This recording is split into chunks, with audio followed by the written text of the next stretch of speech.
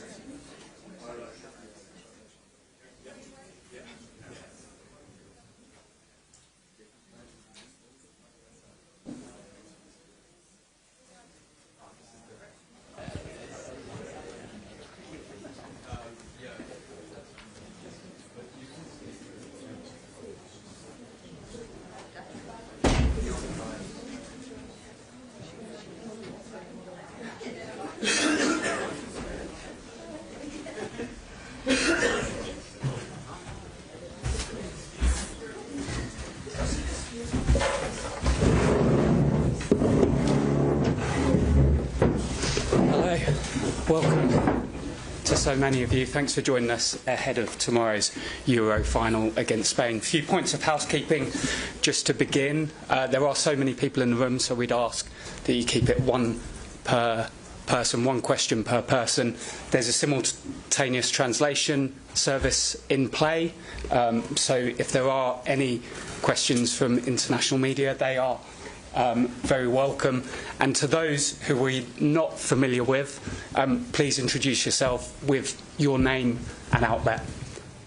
We will take questions from the floor, and we'll begin with yourself, Anton from Sky Sports.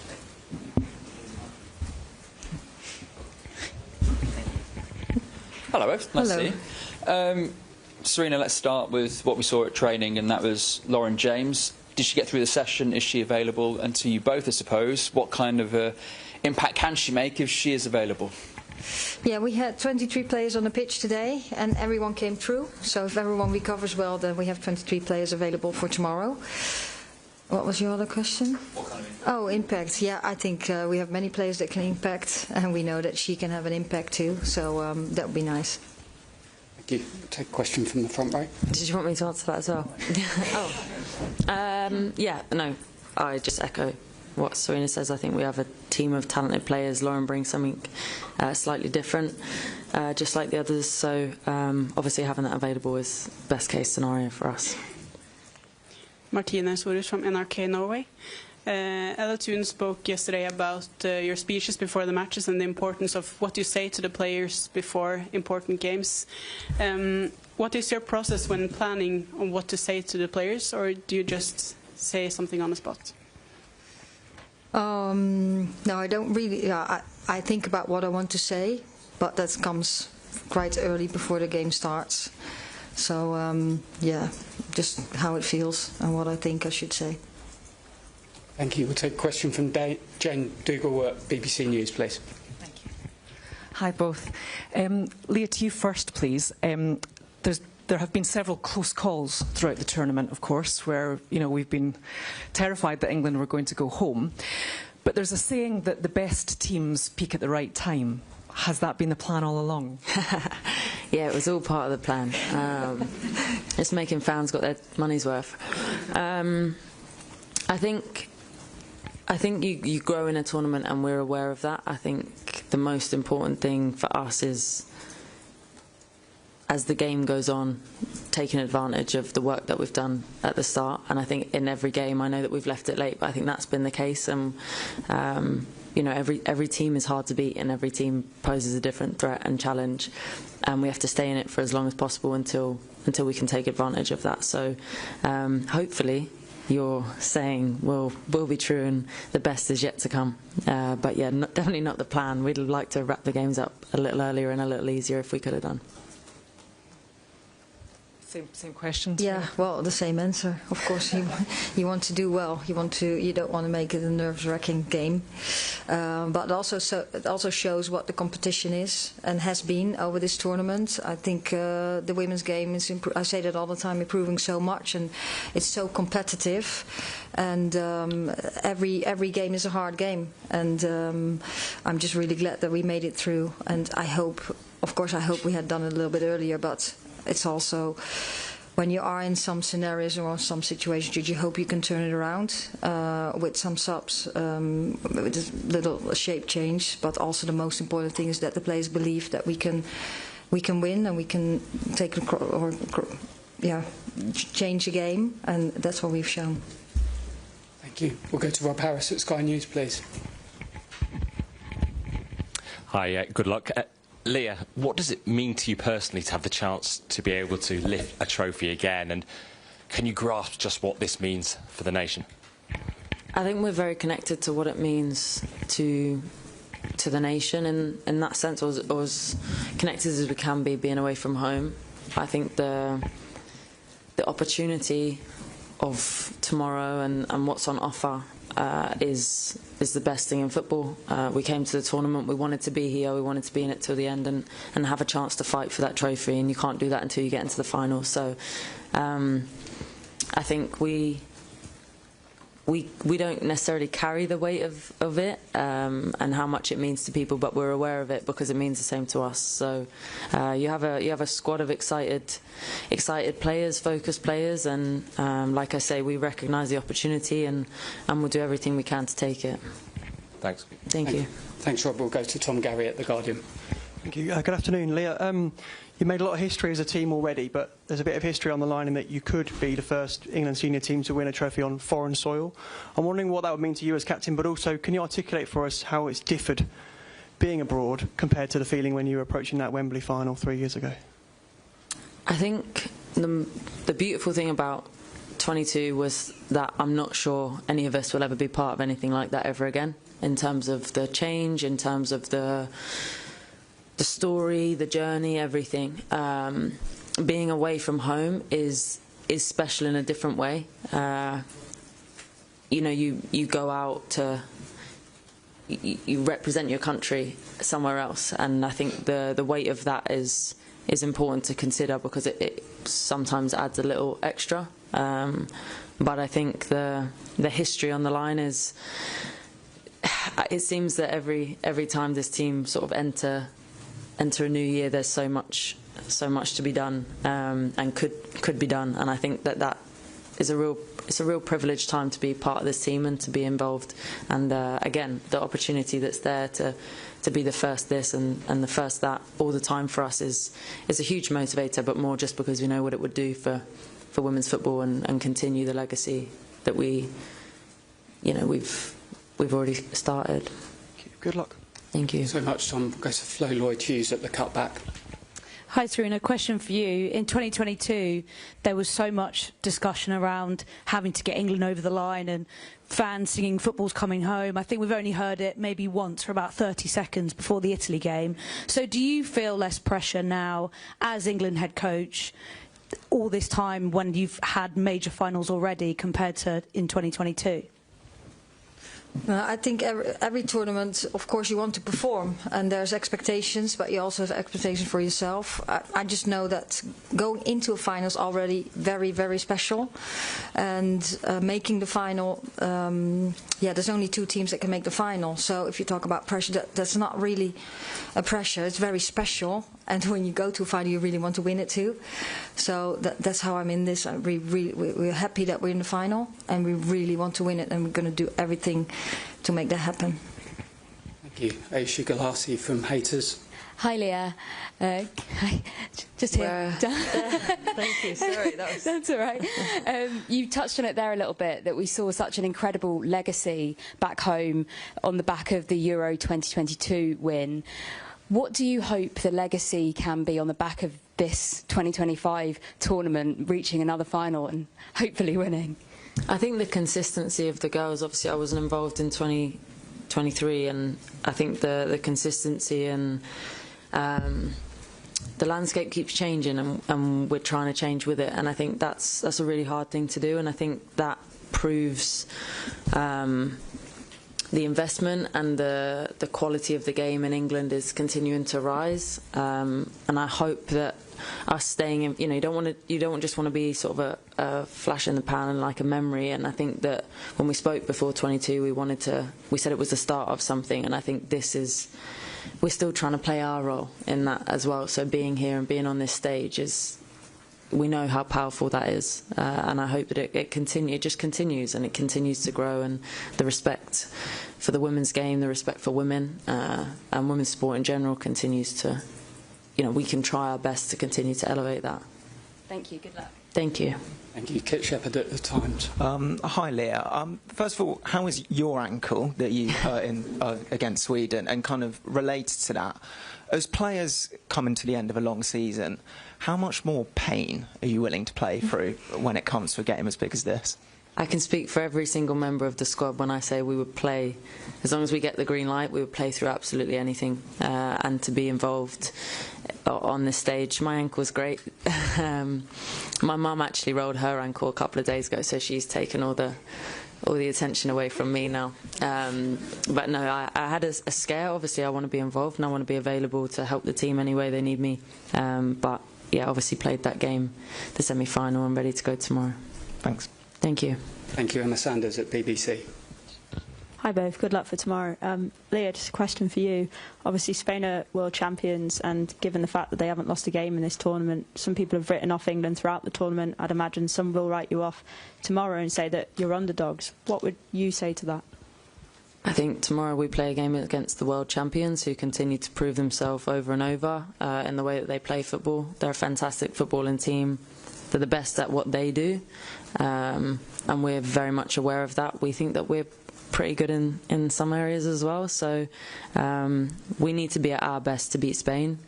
I think they need to be at their best to beat us too, but I think there's a lot of respect between the two teams, and I'd be hesitant to rule a clear underdog in this scenario, but ultimately, like I said, we go in against the world champions tomorrow. That's not an easy job, and yeah, we'll be as ready as we'll prepare ourselves as best we can for that challenge.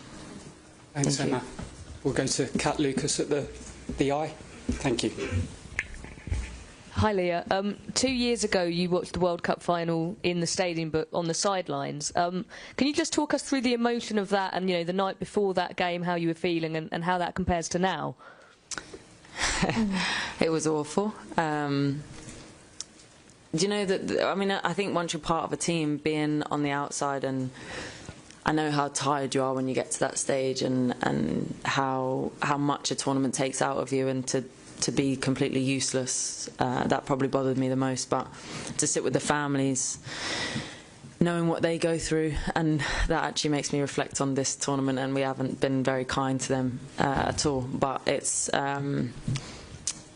yeah, I think that feels like a really long time ago, which is probably a benefit for the whole squad. But yeah, anybody would give anything to be part of their team when they're going through moments like that. So it was tough. The only plus was sitting next to Jill, I suppose, and sharing it with somebody who knew what it felt like. Thank you. And Serena, same to you. I mean, what does it mean to have Leah fit and available for you as your captain?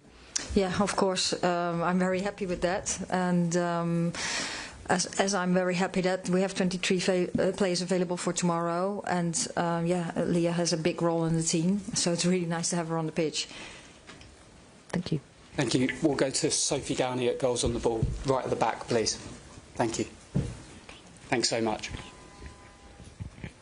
Hey, just a question for you both. Obviously, a weird quirk of this schedule has been that you've faced Spain twice in the last 6 months. So I guess, what was the biggest learnings from those ones? And is it a good thing that you kind of have that experience now? Well, I think, yeah, we've played each other a lot over the last couple of years. Also comes, of course, with the Nations League, how that's set up.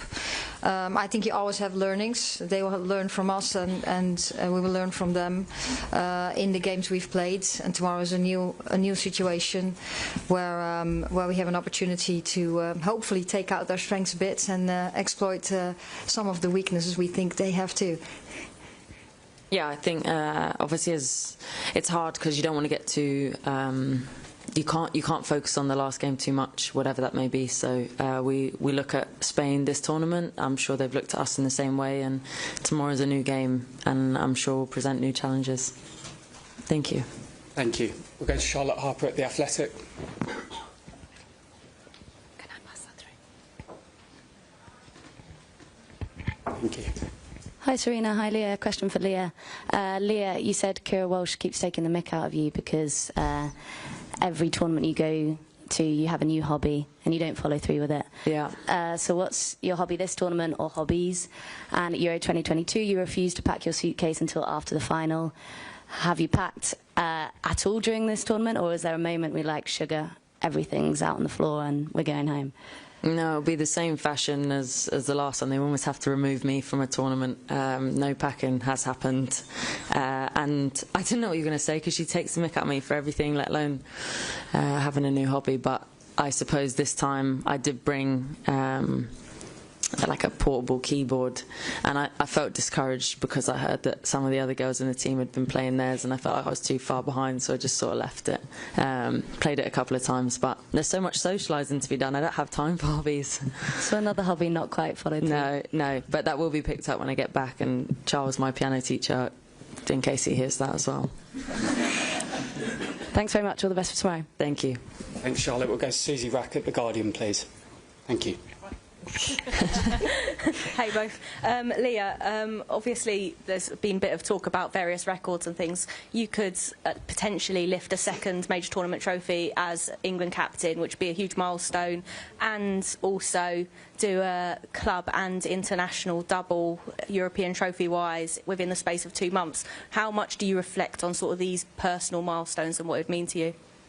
I think they're the things that maybe when you step away from football and later down the line maybe you look back, but for now I don't know, I don't play, play a team sport. I think for all of us, all 23, you share it, you feel like you share those things, and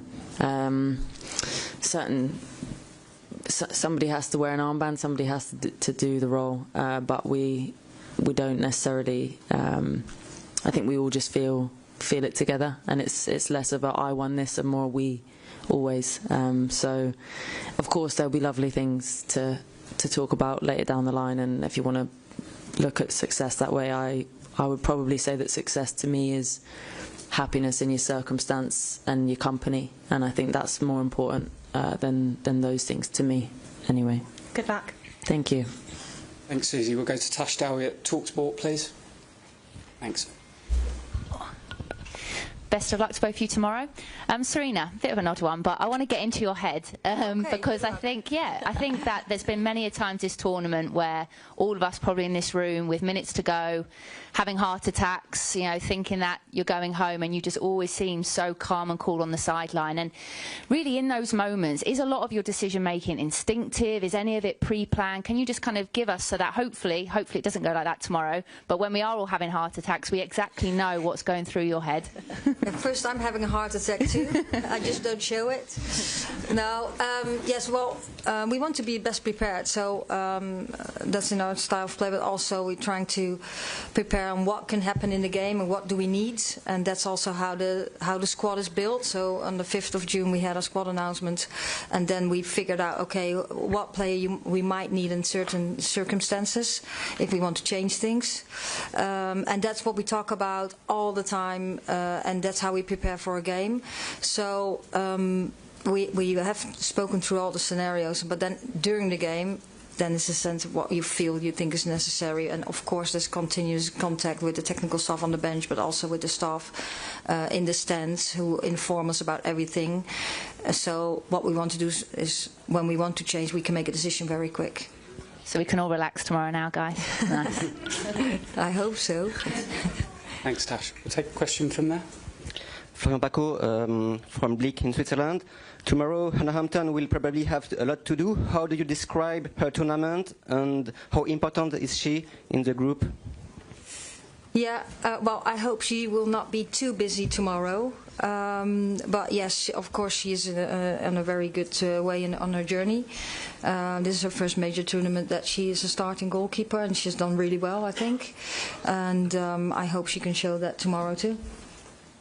Thank you. We'll go to Good Morning Britain in the middle of the room. Thanks.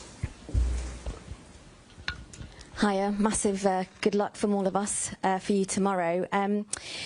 There's been some outcry from a significant number of fans about a good luck message from the royal family that was posted ahead of the finals. It includes a picture of the entire squad, but it's missing Michelle Adjemang. I was curious to see if you both had any comment to the fans that might be upset about it. Yeah, I think that would never ever be intentional. I think the message from the royal family is that they really, really support us, and we really, really appreciate that. And they support every single player and staff member. So I hope that everyone really appreciate that. And yeah, so yeah, it's unfortunate. I think that she's not on that picture. Then is what you said, but there's all good intentions. Thank you. Catherine Basset from The Telegraph. Hi, question for Leah. A lot has been talking about this never say die attitude that England have shown to get here, and it reminded me of a quote you used in 2022 about nobody wins, afraid of losing. And I wondered kind of how important that's been in terms of not letting fear take over but staying calm in the biggest moments. I think that's the main thing. You can, I mean, if you're fearful of losing, then even if you win, do you enjoy that experience? Do you fully take it in? Do you give everything that you have, or are you expending energy in the wrong way? And I think this team is so task focused, and so I don't know. You know, like whatever's in our way, then we'll try and overcome that together. I don't think we're a team fearful of losing. I think anything can happen, and there's so much out of your control. We focus on being the best people we can to each other, performing the best that we can, and hopefully that gives you the result that you want. But definitely not fearful of losing, because it does. You expend energy in ways that yeah, you don't want to. Thanks, Catherine. We'll go to Tom Victor at the Daily Mirror. Thanks. Hi both. Leah, we heard from Ella Toon yesterday talking about the challenge of being off the pitch for the penalty shootout against Sweden, not being able to kind of contribute. Just wanted to, obviously you were off the pitch at that moment as well, and for the end of the Italy game, and I want to know how that compares to 23 when you were not playing as much of a part, and what it says about the other leaders in the squad in those moments. Yeah, same sort of feeling. Obviously, your role becomes slightly redundant, but there's still ways that you can affect the team. We have a big process for those moments, so even if you're off the pitch, you have a role to play. So it's maybe easier than being in the stands. Also because you get to run on and celebrate with your team when they do well. But I think we have so many leaders in so many different ways. So you have your real conventional ways of leadership that people would recognise, and then I think you have people that offer certain things in certain moments, and they know that that's their bag, so to speak, and they really step up. And I think we have a lot of those characters that are, maybe we've created a good environment for those people to feel comfortable enough to do it. But I do feel like everybody really knows when they can really sort of step up and contribute, and they have done. Thanks. Good luck tomorrow. Thank you. Thank you. Thanks, Tom. We'll just take a question. Hello. Hello. I'm Fiani Dalma from L'Équipe, the French newspaper. I read an excellent article in The Guardian that says that the team which play is semi-final in first has an advantage to win the final. Did you know that, and did you read this article, and what do you think about that? I do. Can you translate? Tom, you go. We got. Don't want anything. Oh. Okay, I think I understand your question. What we just so we played the semi-final first. What we just really enjoyed is that we had an extra day of rest after a very intense group stage where we had only 3 days in between every game and towards the quarter-final. So we really used that extra day off, and hopefully that will help us tomorrow. Okay, thank you. We'll take a question in the middle row. Great. Good afternoon, both. I'm Maria Ticas from Diario Sport in Barcelona. I have one question for Leah. I have to ask you in Spanish. How is it to play with Mariona now that you know her? You are teammates, and if you have talked with her about this final. Thank you. I think Mariona is an exceptional player. I've loved her being my teammate at Arsenal. Especially in my position, I normally just get to stand and watch her magic. Hopefully not tomorrow. But no, I haven't spoken to her, and I do miss her actually. So I'm looking forward to the end of the game when we're all friends again. But yeah, no, she's an exceptional footballer, a good person. I'm very happy that she is my teammate. And tomorrow, hopefully, there's other players that played with her as well. So hopefully that'll come to our advantage. Thank you. Thank you. We've got time for one final question. We'll go to the back. I think Spanish media at the back. Thank you. Hi, Sara Gutierrez from the Spanish National Radio. I would like to ask you the same question for both, which is, how do you spend the last hours before the final game? I don't know if you prefer just to disconnect, forget about football, or just be focused on the final game. Thank you. I basically do every match day the same. So I relax. Don't do that much right before the game. Just get prepared, and we are prepared because all the preparation has been done at that time. And I'm just waiting till the game starts. I'll be playing Monopoly Deal with the girls and having a nap, always.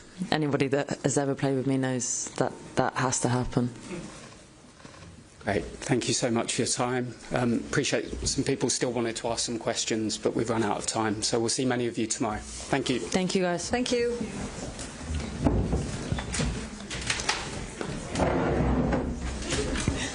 Literally start like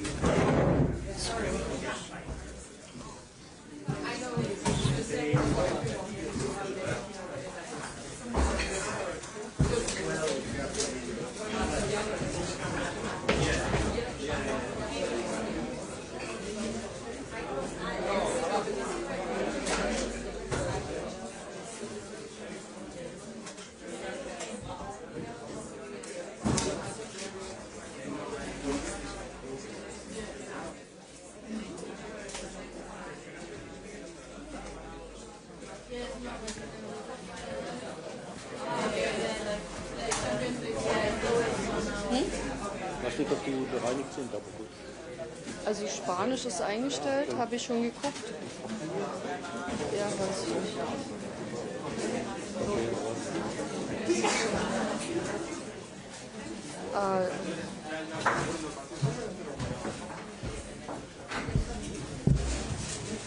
Everything is in Spanish. Yes, yes. You did. Yeah, I changed it already. And there's some. Yeah, I did. Yeah. So I replaced the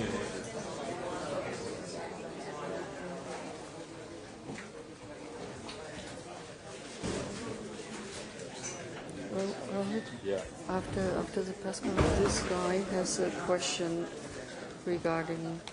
ticketing? Yeah, I can't. Oh, we discussed Afterwards, yeah, no time yet. I will go on that side.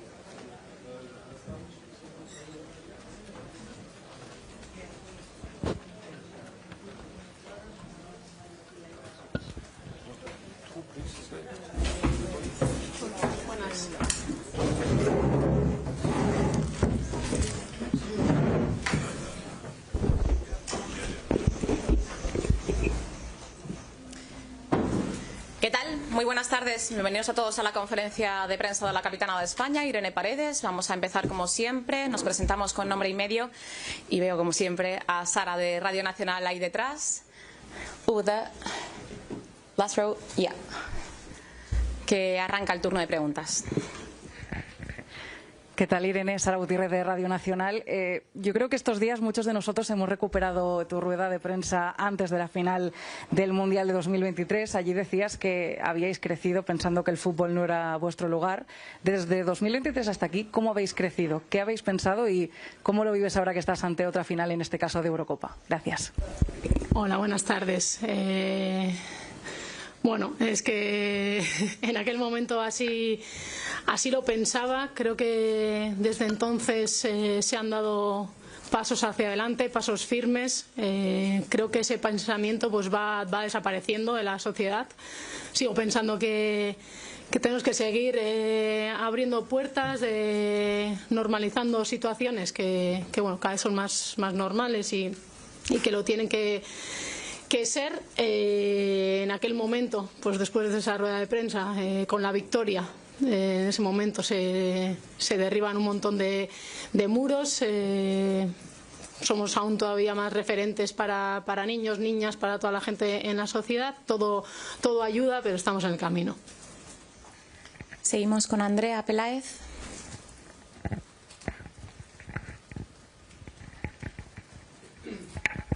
¿Qué tal, Irene? Andrea Peláez para la cadena COPE. En el último partido, que no fue nada fácil, incluso estrellaste un balón en el palo, tuvimos varias ocasiones, la doble parada de Cata. Muchas de tus compañeras nos decían ayer en el Media Day que creen que eso es una de las cosas que más ha cambiado en este equipo, ¿no? La madurez para poder reponernos ante esas situaciones y seguir buscando, decía Alexia, el plan de partido. Mañana, ¿cómo te imaginas este partido ante una Inglaterra que nos conoce y a la que conocemos perfectamente?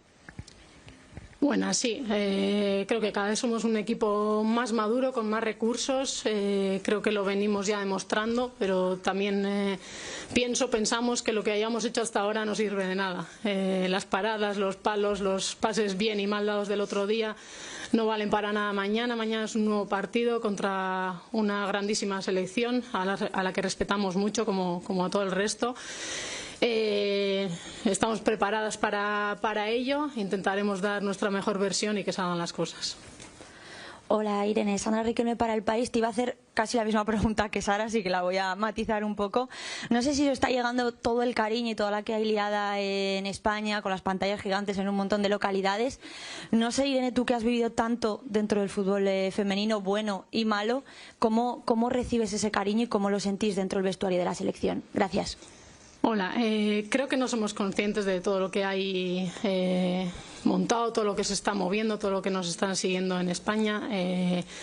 Nos llega, pues bueno, a cuentagotas y un poquito a título individual lo que cada una quiera involucrarse o mirar en la prensa. Lo que sí puedo decir que sentimos el cariño, que estamos totalmente agradecidas e ilusionadas por todo lo que se está moviendo. Evidentemente esto hace muy poquito tiempo era impensable. Creo que son cada vez más los pueblos que se animan en las zonas para poner una pantalla gigante, para poder seguirnos, para poder mandarnos en la medida de lo posible todo su apoyo, y todo eso pues es de agradecer. Vamos con Laia, aquí en primera fila. Hola, Irene, Laia Cervelló de The Athletic. Yo quería preguntarte, hemos visto a Inglaterra que en los últimos minutos es un equipo que puede ganar partidos, que puede mandar el partido a la prórroga. ¿Habéis trabajado defensivamente diferente esa semana, teniendo en cuenta, estos días, teniendo en cuenta que tenéis enfrente a un equipo así? Gracias. Buenas. Es verdad que Inglaterra ha sacado un par de partidos en los últimos minutos, pero creo que son una selección capaz de jugar muy bien, una selección a la que le gusta tener el balón. Nosotras tenemos una manera particular de jugar, de entrenar, confiamos mucho en ello y así lo hemos seguido haciendo. A pesar de haber ganado los partidos, siempre hay cosas que corregir, que las vemos en vídeo, que las entrenamos en el campo, y es así un poco la línea. Buenas, Irene, María Ticas para Sport. Ahora Lía nos contaba que hay mucho respeto entre la selección inglesa y la española, que por suerte para ambas os habéis encontrado en muchos partidos importantes, en finales, como la del Mundial. ¿Qué palabras tienes para Inglaterra por lo bien que han hecho las cosas, tanto en el campo como fuera del campo? Gracias. Bueno, como decía anteriormente, es una selección de las mejores del mundo. Se ha ganado estar en la final, como nosotras. Enfrente tenemos jugadoras con las que incluso hemos compartido vestuario, o sea, conocemos muy bien, nos hemos enfrentado contra ellas más veces. nos han hecho sufrir, les hemos hecho sufrir, por tanto creo que va a ser un partido que estará muy disputado, pero como decía anteriormente, nuestro máximo respeto. Hola Irene, Pablo Parra para Radio Marca. ¿Llevas algún que otro torneo ya jugado con la selección española? Has sido campeona del mundo, has vivido multitud de cosas en multitud de tesituras y situaciones, pero a mí me gustaría preguntarte si este torneo, dentro y fuera del campo, por todo lo que habéis mostrado fuera también del terreno de juego, con la unión, con la alegría, es el torneo que tú personalmente más has disfrutado. Gracias. Buenas. No sé, creo que he disfrutado todos, pero es verdad que este torneo lo estoy disfrutando muchísimo. Como decía anteriormente, creo que el equipo ha llegado al torneo en un momento de madurez de todo tipo, muy buena, con una combinación de jugadoras muy buena, con mucha calidad, con muchos recursos, con distintas maneras y opciones de juego, con un bagaje importante a nivel de partidos y torneos importantes jugados, lo cual ayuda a la hora de afrontar pues torneos y partidos importantes como es este y como es el partido de mañana. Pero sí podría decir que la estoy disfrutando, no sé si es la que más, al ser la más reciente te voy a decir que sí. Como te decía, hemos llegado en un momento también tranquilo de poder disfrutar del fútbol y eso es lo que estamos haciendo. ¿Qué tal, Irene? Sonia Luz de la cadena SER. Te preguntaban antes por las audiencias, por cómo se está volcando la gente en España. A mí me gustaría que mandaras un mensaje a los que quedan un poco dudosos para que se suban a vuestro barco y a los que ya están en el barco desde hace tiempo, un mensaje para por qué tienen que estar mañana a las 6 de la tarde viendo el España-Inglaterra final de la Eurocopa. Gracias. Hola. Bueno, no creo que haya que obligar a nadie. Siempre digo que, como todo, vernos a nosotras también, habrá gente que le guste, gente que no. Lo que sí creo que se está demostrando que es que en cuanto pones un partido en una cadena pública a una hora buena, la gente responde, la gente le interesa, ahí están los datos, no nos los estamos inventando.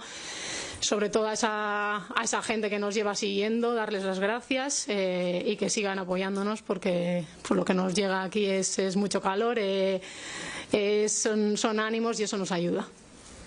Hola Irene, David Menayo, el diario Marca. Yo te quería preguntar un poco por la presión. Has jugado muchos partidos con la selección, partidos importantes, pero no sé si ante la cita de mañana una siente una presión especial y cómo lo manejas con el resto del grupo siendo la capitana del equipo. Gracias.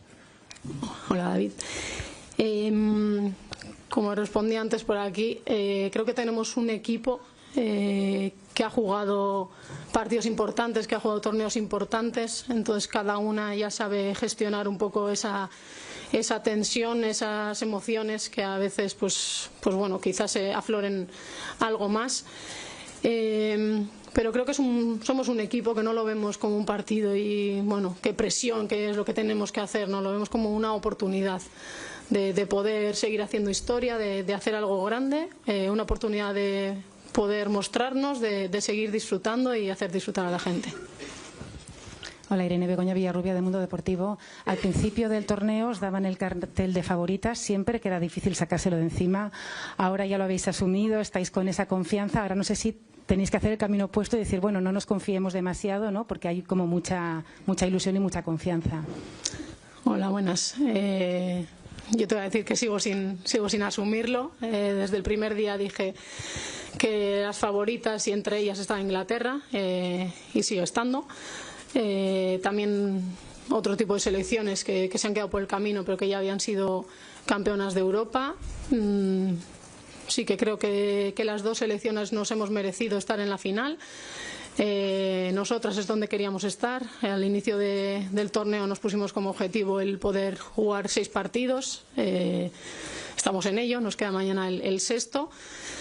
Y lo demás, disfrutar. Los favoritismos de puertas para adentro no entran. Tenemos muy claro lo que cuesta, lo que nos ha costado llegar hasta aquí, lo que hay que sufrir cada partido, en lo que tenemos que estar centradas. Todo el resto creo que es algo que no nos suma. Last one over here. Hola Paredes, somos de Brasil, mucho gusto. Si ustedes ganaron del último mundial, están en la final de la Euro y ahora el próximo mundial será en Brasil. ¿Qué significa para usted jugar un torneo tan importante en un país con tanta historia en fútbol? Muchas gracias. Hola, buenas. Creo que el partido de mañana es lo suficientemente importante como para hablar de él. Lo que venga después, pues bueno, ya hablaremos más adelante. Prefiero centrarme en el partido de mañana, estar concentrada, hacer un buen entrenamiento hoy y ir a por todas. Gracias. Vamos con la última de Carlos allí y ya terminamos.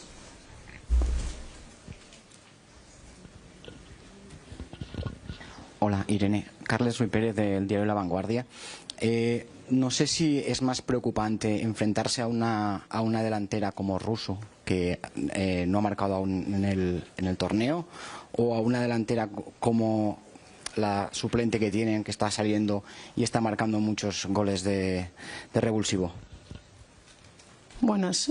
Como decía anteriormente, Inglaterra tiene un equipo muy completo. Tienen diferentes opciones. Es verdad que normalmente sale Russo en punta.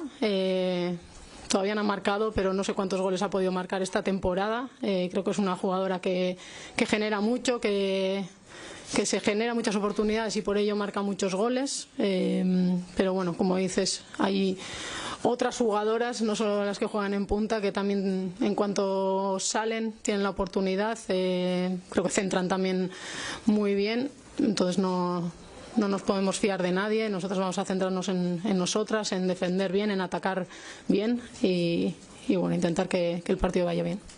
Con eso terminamos. Gracias. Muchas gracias.